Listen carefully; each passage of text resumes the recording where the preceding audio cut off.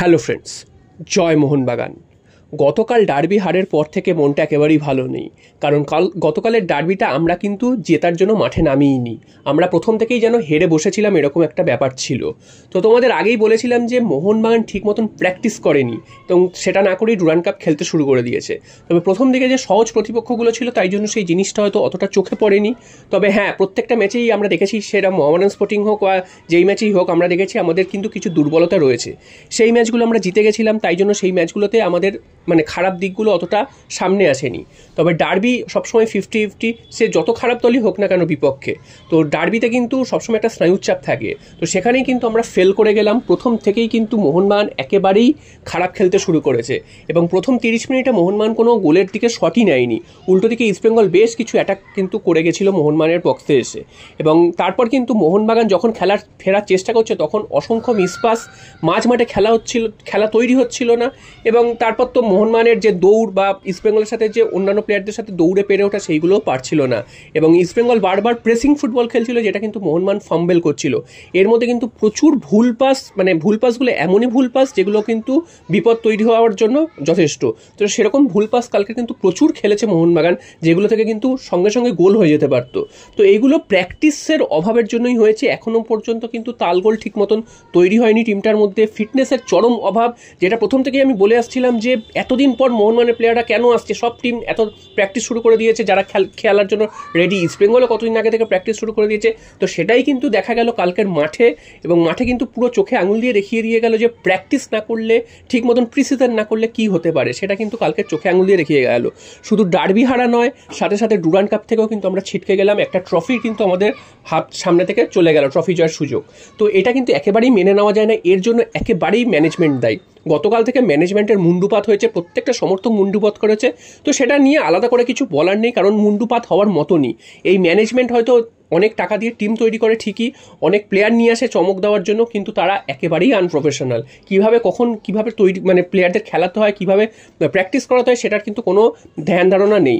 এছাড়াও প্রত্যেকটা টুর্নামেন্টকে মোহনবাগানের ম্যানেজমেন্ট কিন্তু গুরুত্বহীনভাবে দেখায়। একমাত্র তারা আইএসএল খেলবে, আর কিছু টুর্নামেন্ট খেলবে না। তো যার খেসারত কিন্তু মোহনবাগান সমর্থকদের দিতে হচ্ছে এইরকমভাবে প্রত্যেকটা টুর্নামেন্টে বাজেভাবে হেরে। যেই হারটা কিন্তু আমাদের জন্য একেবারেই কাম্য নয়, কারণ আমাদের যা টিম আছে আমরা কিন্তু হেসে গেলে জিততে পারি। এবং গতকালের ম্যাচটা মোহনবাগানের প্লেয়াররা যদি তাদের 90% বা 80% যদি দিতে পারতো, তাহলে কিন্তু মোহনবাগান ম্যাচটা জিতে ফিরে আসতে পারতো। তো মোহনবাগানের কালকের ম্যাচ নিয়ে আলাদা করে কিছু বলার নেই। অজস্র ভুল রয়েছে। এছাড়াও কোচ মলিনা, তিনি এতদিন ধরে বেঁচে যাচ্ছিলেন, বিভিন্নভাবে জিতে যাচ্ছিল মোহনবাগান, বা ইন্ডিভিজুয়াল ব্রিলিয়েন্সের জন্য জিতে যাচ্ছিল, তাই জন্য তিনি বেঁচে যাচ্ছিলেন। তবে গতকালের ম্যাচটা দেখিয়ে দিয়ে গেল যে তার ম্যাচ রিডিং একেবারেই জিরো। আমরা দেখে আসছি যে প্রথম থেকেই তার ম্যাচে যে দল নামিয়েছিল সেটাতে অজস্র ভুল ছিল। অজস্র ভুল বলতে প্রথমেই আমরা কামিংসকে ফার্স্ট 11 দেখতে পাইনি, যেটা বড় ম্যাচে সব থেকে খারাপ দিক, কারণ কামিংসের মতন প্লেয়ারকে বেঞ্চে বসিয়ে রাখা। তারপর পাসাং দর্জি তামাংকে দিয়ে শুরু করানো, ডান দিকটা কিন্তু একদমই খেলতে পারছিল না, তারপরেও হাফ টাইম অবধি পাসাং দর্জি তামাং খেলে গেছিলেন। এছাড়াও কিন্তু আরও অজস্র ভুল ছিল, যেটা হচ্ছে আমরা হাফ টাইমের পর দেখেছি। যখনই মোহনবাগান খেলাটা ধরলো, সেই সময় গুরুত্বপূর্ণ 3জন ফুটবলারকে তুলে নিল মলিনা। এক হচ্ছে আশিস রায় প্রথম দিকে খারাপ খেললো, পরের দিকে তিনি কিন্তু যথেষ্ট চেষ্টা করছিলেন এবং অ্যাটাকে সাহায্য করছিলেন, তখন আশিস রায়কে তুলে নেওয়া হলো। অনিরুদ্ধ থাপা এবং সাহাল আব্দুল সামাদ, যখনই অনিরুদ্ধ থাপা গোল পেলেন এবং সাহাল আব্দুল সামাদ খেলার মধ্যে একেবারে জাঁকিয়ে বসেছিল, সেই সময় তাদেরকে তুলে নিয়ে খেলাটা নষ্ট করে দিলেন। এছাড়াও সুয়েল আহমেদ ভাটকে হঠাৎ করেই ডান দিকে নামিয়ে দিলেন, যিনি কিনা কলকাতা লিগেও ঠিকভাবে খেলতে পারছেন না। এবং সব থেকে বড় ব্লান্ডার হচ্ছে পেট্রাটসকে নামানোর কোনো যুক্তি কেউ খুঁজে পাচ্ছে না। তার চেহারা দেখলে কিন্তু লজ্জা পাওয়া উচিত যে কোনো ফুটবলারের, কারণ এই ধরনের চেহারা নিয়ে কোনো প্লেয়ার মাঠে নামতে পারে, এটা কিন্তু কোনো প্রফেশনাল ফুটবল টিমে দেখা যায় না, যেটা কিন্তু পেট্রাটসকে কালকে নামিয়ে মলিরা করে দিয়েছেন। এবং তিনি খেলার যোগ্যতার মধ্যেই পড়েন না এই অবস্থায়। এবং যতদিন না তিনি তার নিজের ম্যাচ ফিটনেস ফিরে পাচ্ছেন, তাকে অন্তত প্রথম 18 জনের দলেই রাখা উচিত না, কিন্তু তাকে কালকের মাঠে আমরা দেখতে পেয়েছি। এবং মাঠে নেমে তিনি যথারীতি তিনি কিন্তু বাজে খেলেছেন, কর্নার নষ্ট করেছেন, সেট পিসগুলো নষ্ট করেছেন, এবং ম্যাচটা কিন্তু প্রায় 10 জনে খেলার মতন হয়ে গেছিল সেই সময়। তো এইগুলো কিন্তু মলিনার প্রচণ্ড বড় ভুল রয়েছে, যেগুলো কিন্তু শোধরানোর কোনো চেষ্টা তিনি করেননি। এছাড়াও ম্যানেজমেন্টের অসংখ্য ভুল, প্রত্যেকটা টুর্নামেন্ট খেলবে না। এছাড়াও এই যে রিসেন্টলি শোনা যাচ্ছে ভারতীয় দলের জন্য প্লেয়ার কল করেছে, সেখানে মোহনবাগানের কোনো প্লেয়ারকে ছাড়া হবে না।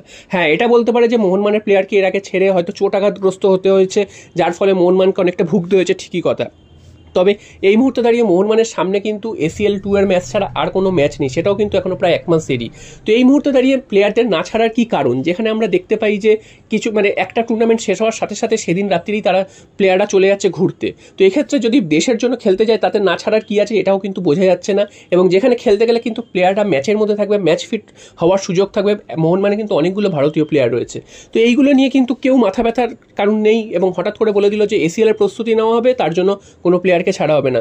তো যথেষ্ট খারাপ সিদ্ধান্ত ম্যানেজমেন্টের। এছাড়াও কলকাতা লিগের ম্যাচটা হঠাৎ করে মোহনবাগান খেললো না, এটাও মেনে নেওয়া যায় না, কোনো কারণ নেই। কারণ যদি ডুরান্ড কাপের স্কোয়াডে কজন কলকাতা লিগের প্লেয়ার খেলেছে, যদি পারসান গর্জি তামাং এবং সুয়েল আহমেদ ভাটকে ছাড়া আর কোনো প্লেয়ার কিন্তু ছিল না কলকাতা লিগের কোনো প্লেয়ার ডুরান্ড কাপের স্কোয়াডে, আগামীকালের ডার্বি স্কোয়াডে। তো আগের ম্যাচটা কি জন্য খেললো না তার কোনো উত্তর আছে ম্যানেজমেন্টের কাছে? কোনো উত্তর নেই।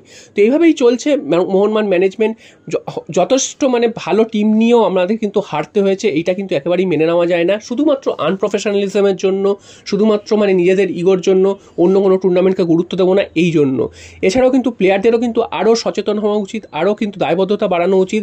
প্লেয়ারদেরও একটা দায়বদ্ধতা থাকা উচিত, কারণ তারাও কিন্তু আর প্রফেশনাল প্লেয়ার। তো তাদেরকেও বুঝতে হবে যে কখন কি করতে হবে।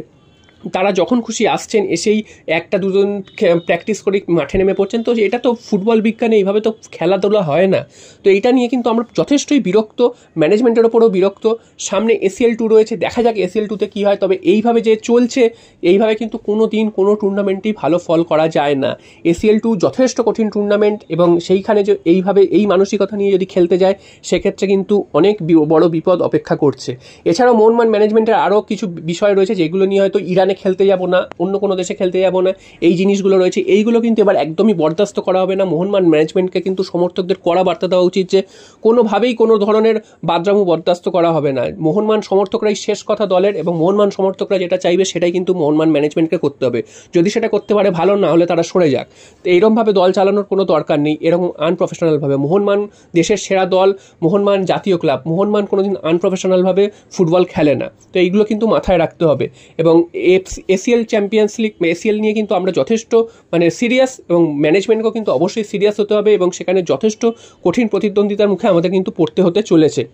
এছাড়াও সামনে ISL কবে হবে তার কোনো নিশ্চয়তা নেই, এছাড়াও সুপার কাপেরও কোনো নিশ্চয়তা নেই, এগুলো কবে হবে কোনো নিশ্চয়তা নেই। তো মোহনবাগানের প্লেয়াররা এতদিন কি করবে? তারা কি ঘুরতে চলে যাবে? ম্যানেজমেন্ট বলছে তারা কিন্তু এখন থেকে প্রস্তুতি নেবে। তবে মোহনবাগানের যে ভারতীয় প্লেয়াররা রয়েছে তাদেরকে অবশ্যই ছাড়া উচিত জাতীয় দলের জন্য। জাতীয় দলে গিয়ে তারা অন্তত ম্যাচ টাইম পাবে, কিছুদিন খেলার সুযোগ পাবে এবং ম্যাচ ফিট হওয়ার সুযোগ পাবে। তারপর ACL এর ম্যাচ আছে, ACL এর ম্যাচে এসে তারা খেলতে পারবে। এবং যেসব দলের বিরুদ্ধে খেলার রয়েছে সেই দলের বিরুদ্ধে খেললে ভারতীয় প্লেয়ারদেরই কিন্তু আরও স্কিল ইমপ্রুভ হওয়ার সম্ভাবনা রয়েছে। সেখানে ইরানের মতন দল খেলতে আসবে। তো সেখানে না যাওয়ার কারণ কি, যেখানে ইরানেরই দল সেপানানের বিরুদ্ধে মোহনবাগানকে খেলতে হবে ACL 2তে। তো এই জিনিসগুলো ম্যানেজমেন্টের ভাবা উচিত। নিজেদের ইচ্ছা মতন সবসময় চলতে পারে না, এবং মোহনবাগান ম্যানেজমেন্টের ডিসিশন প্রত্যেকটা ক্ষেত্রে ভুল বেরোচ্ছে।